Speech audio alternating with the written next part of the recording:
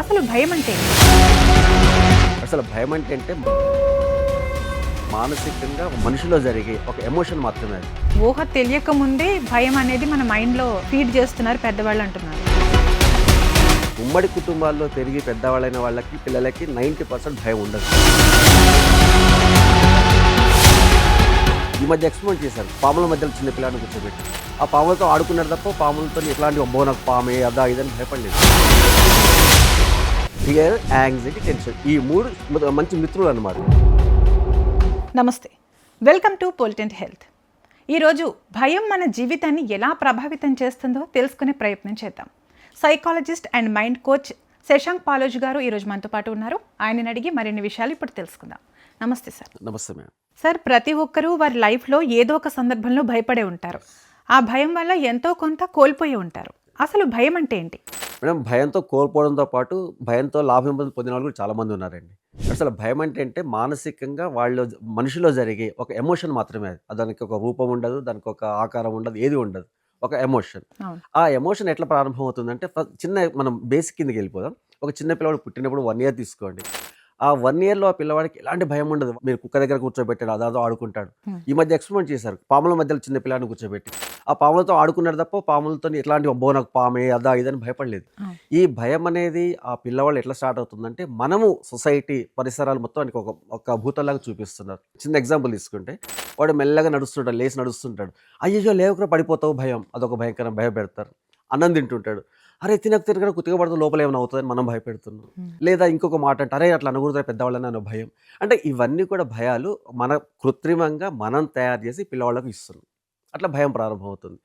అట్లనే ఈ పెద్దవాళ్ళ వచ్చేసరికి కూడా కొన్ని పనులు చేసేటప్పుడు కొంత మానసిక ఎమోషన్స్ కొన్ని ఉంటాయి. ఆ ఎమోషన్ చేసేటప్పుడు వాడు పని చేయాలా వద్దా అని ఆయన సొంతంగా నిర్ణయించుకోవాలి. కానీ కొన్ని ఏం చేస్తుంటే సొసైటీ ఆయనకు చేస్తుంది, ఈ పని నువ్వు చేయొద్దు, ఈ పని నువ్వు చేయాలి, మనకు కొన్ని కృత్రిమంగా తయారు చేస్తారు. దాంతో భయం వస్తుంది. ఈ కన్ఫ్యూజన్ అనేది టీనేజ్లోనే ఎక్కువ వస్తుంది. ఈ టీనేజ్లో ఎక్కువ వస్తుంది. ఎందుకంటే సపోజ్ ఈ భయంతో ఏమవుతుంది, చాలా మంది లాభాలు పొందుతున్నారు, లాభాలు నష్టం అవుతుంది. ఈ భయమే కనుక పిల్లవాళ్ళలో కాలేజ్ స్టూడెంట్స్ లేకపోయి ఉంటే వాడు ఆర్డర్ తప్పుతాడు. వాడి తల్లిదండ్రుల భయం కావచ్చు, సొసైటీ భయం కావచ్చు, స్కూల్లో టీచర్స్ల భయం కావచ్చు, ఏదైనా కావచ్చు. ఆ భయం ఏం చేస్తే వాడిని కంట్రోల్లో పెడుతుంది. అదే కంట్రోల్లో లేదనుకోండి, వాడు ఇంకా వేరు కార్యక్రమాలకు అలవాటు పడిపోతుంటాడు వాడు. అది యాక్చువల్ భయం. ఈ భయంలో కూడా డిఫరెంట్ టైప్స్ ఉన్నాయండి. ఒక పాజిటివ్ భయం తీసుకోవచ్చు, నెగిటివ్ భయం తీసుకోవచ్చు. చిన్న ఒక లైవ్ స్టోరీ తీసుకుంటే, ఇప్పుడు మీరు ఫర్ ఎగ్జాంపుల్ మీరు బాగా ఎండలో నడుచుకుంటూ పోయినారు, మీకు ఎనర్జీ అయిపోయింది, అక్కడ కూర్చున్నారు. ఒక కుక్క భయంకరంగా తరుముకుంటూ వచ్చింది మీ దగ్గరికి. అప్పుడు మీరు ఏం చేస్తారు? దాన్ని కొట్టే శక్తి మనలో లేదు, కానీ లేచి పరిగెత్తుతాం. అదేంటి భయం అంటే మీలో ఎనర్జీ లేకపోయినా ధైర్యం వచ్చేసింది, ఆ ఎనర్జీ వచ్చింది దాన్ని చూస్తే. అది పాజిటివ్ భయం అనమాట. ఈ స్కూళ్ళలో కానీ చిన్న పిల్లలకు కానీ వచ్చేది మనం ఇంజెక్ట్ చేస్తున్న నెగిటివ్ భయం. అది 5 ఏళ్ల లోపు సైకాలజికల్ పరంగా 5 ఏళ్ల లోపు పిల్లవాళ్ళకి మనం ఇస్తుంది మొత్తం కూడా నెగిటివ్ భయమే. ఆ భయంతోనే పిల్లవాళ్ళు దాన్ని క్యారీ చేస్తూ తరాలుగా వచ్చేస్తున్నాం. ఇప్పుడు మీరు నేను వీళ్ళందరూ కూడా అదే స్టేజ్కి వచ్చిన వాళ్ళని. దాన్ని కనుక వదిలిపెట్టిస్తే అద్భుతాలు సృష్టిస్తారు ఎవరైనా కానీ. అంటే ఊహ తెలియక ముందే భయం అనేది మన మైండ్లో దాన్ని ఫీడ్ చేస్తున్నారు పెద్దవాళ్ళు అంటున్నారు. 100% మన పెద్దవాళ్ళే ఫీడ్ చేస్తున్నారు. మీరు అబ్జర్వ్ చేయండి, ఇప్పుడున్న యూనిక్ సింగిల్ ఫ్యామిలీలలో లేదా ఇంతకుముందు ఉమ్మడి కుటుంబాలు అబ్జర్వ్ చేస్తే, ఉమ్మడి కుటుంబాల్లో పెరిగి పెద్దవాళ్ళైన వాళ్ళకి పిల్లలకి 90% భయం ఉండదు. ఎందుకంటే వాళ్ళకి కావాల్సిన సపోర్ట్ మొత్తం వాళ్ళు ఇచ్చుకుంటూ వస్తున్నారు. మెచ్యూర్డ్గా ఆలోచిస్తారు. ఒకళ్ళు కాకపోతే ఇంకొకళ్ళు ఆదుకుంటారు, ఒకళ్ళు కాకపోతే ఇంక వానికి సరైన గైడెన్స్ ఇస్తుంటారు, చూస్తున్నారు. ఇప్పుడు చిన్న ఫ్యామిలీలు అయ్యేసరికి తల్లిదండ్రికి పిల్లలు మాత్రమే ఉంటున్నారు. వీళ్ళకి వాళ్ళ మీద అమితమైన ప్రేమ వచ్చి ఆ ప్రేమ భయంగా మారొచ్చు. ఏ పని చేద్దాం, నువ్వు ఆ పని చేయొద్దు అంతే స్ట్రిక్ట్, నాన్న చెప్పింది చేయొద్దు, అమ్మ చెప్పింది చేయొద్దు. వాడికో ఏమవుతుందో, ఇది ఈ పరిస్థితి నేను చేయకూడదని, దాన్ని హ్యాండిల్ చేయొద్దనే భయంతో వాడు మొత్తం బాధ్యత నుంచి దూరం అయిపోతుంటాడు అనమాట. ఏదైనా డెసిషన్ తీసుకోవాలన్నా కూడా భయంతో తీసుకోలేకపోతే భయం. ఆ భయం అంటే వాడు సొంత భయం కాదు, సొసైటీ ఏమంటుంది, అమ్మ ఏమంటుంది, నాన్న ఏమంటుంది, ఈ భయం తప్ప నేను తీసుకుంటే డెవలప్ అవుతున్నా లేదా అనే స్వేచ్ఛ వాళ్ళు ఉండట్లేదు. అది భయం. దాంతో అది నెగిటివ్ భయం అనమాట. ఓకే, దానివల్ల వాళ్ళు ఏం నష్టపోతున్నారో తెలుసుకోలేకపోతున్నారు. అంటే ఇప్పుడు భయం వచ్చింది అనుకోండి, ఈ భయంతో పాటు చాలా ఫ్యాక్టర్స్ వస్తాయండి. ఫస్ట్ మనలో సైకాలజికల్గా మనలో ఒక భయం స్టార్ట్ అయినట్లయితే దాని తర్వాత నెక్స్ట్ వచ్చే స్టేజ్ అంటే యాంగ్జైటీ స్టేజ్ వస్తుంది. ఆ యాంగ్జైటీ నుంచి తర్వాత వచ్చే స్టేజ్ అంటే టెన్షన్. అంటే భయము, యాంగ్జైటీ, టెన్షన్ ఈ మూడిని ఏమనిపిస్తారు ఫ్యాట్ అని పిలుచుకోవచ్చండి మనం అనుకోవడం కోసం ఈజీగా. ఎందుకంటే మనం అడ్డమైన ఫుడ్ అంతా తిని లోపలేస్తే మనకు బాడీలో ఫ్యాట్ అని ఒక పదార్థం పెరిగిపోతుంది. అట్లాగే ఈ ఫియర్, యాంగ్జైటీ, టెన్షన్ ఈ 3 మంచి మిత్రులు అనమాట. ఒకళ్ళు లేకపోతే ఒకళ్ళు ఉండలేరు వీళ్ళు ఎక్కడ కూడా. ఒకళ్ళు స్టార్ట్ అయితే ఒకటి స్టార్ట్ అవుతుంది. ఒకటి స్టార్ట్ అయితే ఒకటి స్టార్ట్ అవుతుంది. ఈ 3 మిత్రులు కాబట్టి ఒకరి భయాన్ని గనక మీరు కంట్రోల్ చేయగలిగితే యాంగ్జైటీ ఉండదు, టెన్షన్ ఉండదు. ఇక కొన్ని సందర్భాల్లో యాంగ్జైటీ వస్తది. భయం లేకపోయినా, టెన్షన్ లేకపోయినా యాంగ్జైటీ వస్తది. యాంగ్జైటీ ఎందుకు వస్తుంటదంటే ఒక ఇష్యూ తీసుకున్నప్పుడు ఒక స్టూడెంట్ ఉన్నాడనుకోండి. వాడు ఎగ్జామ్‌కి పోతున్నాడు. ఎగ్జామ్ పెట్టేటప్పుడు నేను పాస్ అవుతానా? ఫెయిల్ అవుతానా? ఈ కండిషన్‌లో ఉంటాడు. అంటే అటు, ఇటు 2 వైపులా ఉంటాడు. పాస్ అవుతాడన్న దానికి 50% ఛాన్సెస్, ఫెయిల్ అవుతానికి 50% ఛాన్సెస్. అలాంటి స్టేజ్‌లో వచ్చేది యాంగ్జైటీ. ఆ తర్వాత కొంచెం డెవలప్ అవుతది. కొంచెం డెవలప్ అయిన తర్వాత వాడికొచ్చేదేంటంటే టెన్షన్. ఎందుకు? ఈ పాజిటివ్ నుంచి నెగెటివ్ మారుతాడు. నేను ఫెయిల్ అవుతాను అని ఒక కంక్లూజన్‌కొస్తాడు. లేదా నాకు తక్కువ మార్కులొస్తాయేమో అని కంక్లూషన్‌కొస్తాడు. అది ఫ్యూచర్‌లో జరిగేదనమాట. దాన్ని పెట్టుకొని వాడికి టెన్షన్ స్టార్ట్ అవుతుంది. ఈ 2 పోవాలంటే వీనికి భయం పోవాలి ఇక్కడ. ఎగ్జామినేషన్ చేయగలన ధైర్యం వాడికి రావాలి. వచ్చేస్తుంది. సార్ మీరు చెప్పినట్టు భయం 2 రకాలు అనుకుందాం. ఒకటి నెగెటివ్ అంటే భయం ఉండాలి మనిషికి. ఎలాంటప్పుడు అంటే తప్పు చేయడానికి భయపడాలి. ఏదైనా క్రైమ్ చేస్తే నాకు శిక్ష పడుతుంది అనే భయం ఉండాలి. సో అలాగే ఒక మనిషికి టాలెంట్ ఉంటుంది. కానీ అవకాశం ఉన్నా కూడా భయంతో ఆ టాలెంట్ని నిరూపించుకోకుండా ఆ అవకాశాన్ని వదులుకుంటారు కొంతమంది. అలాంటి సిచ్యువేషన్ ఎలా ఎదుర్కోవాలి?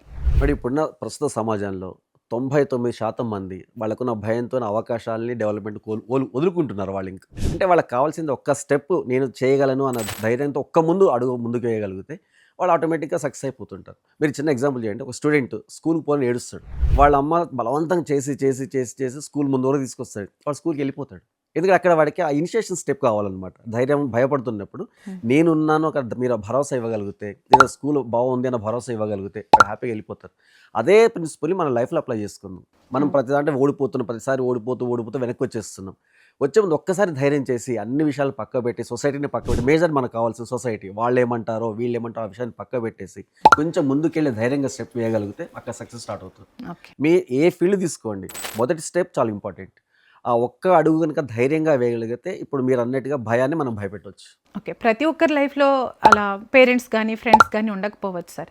సెల్ఫ్ మోటివేషన్ అనేది చాలా అవసరం ఉంటుంది. వారికి ఏం చెప్తారు? Self motivation in the sense what is ఆయన లోపల సెల్ఫ్గా ఆయనంతలో ఆయన తయారైపోవాలి. అంటే నేను డెవలప్ కావాలి, లేదా నేను ఇంకో తప్పని చేయకుండా ముందుకు వెళ్ళిపోవాలి. ఇలాంటి ఆ ధోరణితో ముందుకెళ్ళినట్లయితే డెఫినెట్గా సక్సెస్ అవుతాయండి. అక్కడ ఆయనకు సెల్ఫ్ మోటివేషన్తో పాటు చాలా ధైర్యం వస్తుంది. ఆ భయం అనే దాన్ని వెనకదోలుతాడు, ఇంకా ముందుకు వెళ్ళిపోగలుగుతాడు. దీని అన్నిటికీ కారణం ఒకటేనండి. వీళ్ళు చేయాల్సింది అంటే భయం ఉన్న వాళ్ళందరూ చేయాల్సింది ఏంటంటే ఫ్యూచర్ని ఆలోచించొద్దు. నెక్స్ట్ గతంలో ఏం జరిగిందో ఆలోచించొద్దు. ప్రజెంట్ ఈ క్షణంలో బతకడం నేర్చుకోవాలి. భయం ఉండదు. అప్పుడు హ్యాపీగా ముందుకు వెళ్ళిపోగలరు. ఫ్యూచర్లో ఏం జరుగుతుందో అనుకుంటే ఇంకా అదొకటి భయం.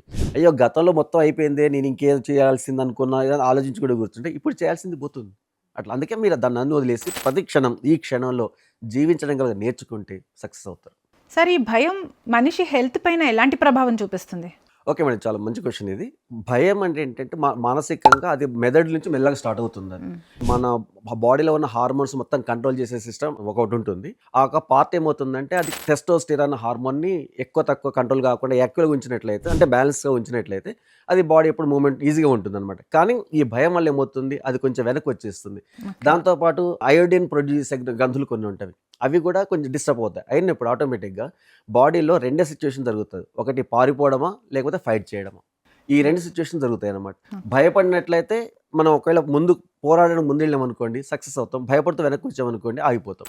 ఇది ఈ హార్మోన్స్ బ్యాలెన్స్ తప్పడం వల్ల బాడీలో ఉన్న ప్రతి సిస్టమ్ డిస్టర్బ్ అవుతుంది. ఎందుకంటే హార్ట్ మీద పనిచేసే ప్రతి హార్మోన్ కూడా భయం నుంచి స్టార్ట్ అవుతుంది. అది అంటే బాగా భయపడినప్పుడు హార్ట్ స్పీడ్గా కొట్టుకుంటుంది, గంట మా వాయిస్ గట్టిగా వస్తుంది, చెమటలు వస్తున్నవి. ఇవన్నీ కూడా ఒకదానికొకటి లింక్స్ అన్నమాట. ఇవన్నీ కూడా మెంటల్ హెల్త్ పైన ఎలా చూపిస్తుంది అంటే, మెంటల్ హెల్త్ ఇదేనండి, సేమ్ ఇదే ప్రాసెస్. మీరు మెంటల్ హెల్త్ వీటన్నిటి కూడా కంట్రోల్ చేసుకోవాలంటే, మీరు భయాన్ని వదిలిపెట్టాలంటే ఒకటే ట్రిక్.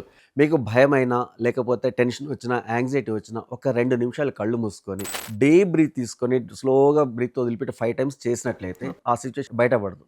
భయం అంటే ఆ ఒక్క ప్రజెంట్ సిచ్యువేషన్ని మీరు కనుక గట్టెక్కించగలిగితే ఇంకా మీకు భయం ఉండదు. ఓకే, మీరు అన్నట్టు ప్రెజెంట్ సిచ్యువేషన్ ఓకే, కానీ చాలా మంది ఫ్యూచర్కి భయపడుతూ ఉంటారు. ఫ్యూచర్ భయపడుతుంటే దానికి మీనింగ్ ఏం లేదండి. ఎందుకంటే రేపు ఏం జరుగుతుందో ఎవరికి తెలుసు. ఇప్పుడు పిల్లవాడు ఒక ఎగ్జామ్ చదువుతాడు, వాడు ఒక భయంకరమైన ర్యాంక్ ఎక్స్పెక్ట్ చేస్తాడు. వీడు చదివే వర్క్ తక్కువ ఉంది, ఎక్స్పెక్టేషన్ ఎక్కువ ఉంది. ఈ రెండింటి మధ్య గ్యాప్ చాలా ఉంటుంది.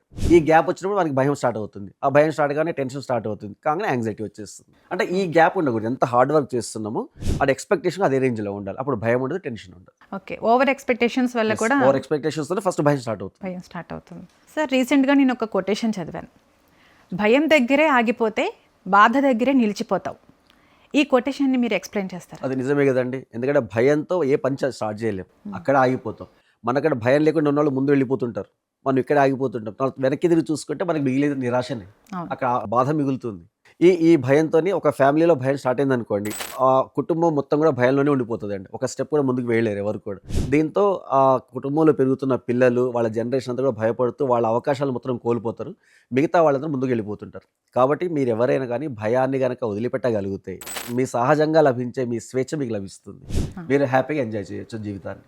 మనకు నచ్చినట్టు మనం ఉండాలి. మనం నచ్చినట్టుగా మనం ఉండాలి. ఎవరికి భయపడకుండా, సొసైటీకి భయపడకుండా, ఎవరికి భయపడకుండా మీ సొంత ఆలోచనతో మీరు స్వేచ్ఛగా జీవించినట్లయితే ఎలాంటి ప్రాబ్లమ్స్ ఉండవు. మీకు మానసికంగా ఆరోగ్యం, ప్రశాంతత లభిస్తుంది. భయం వల్ల ఒక మనిషి ఏం కోల్పోతారు, ఎలాంటి సిచ్యువేషన్స్ అయినా ఎలా ఎదుర్కోవాలనే విషయాలు చాలా క్లియర్గా ఎక్స్ప్లెయిన్ చేశారు. Thank you so much. Thank you. Thank you.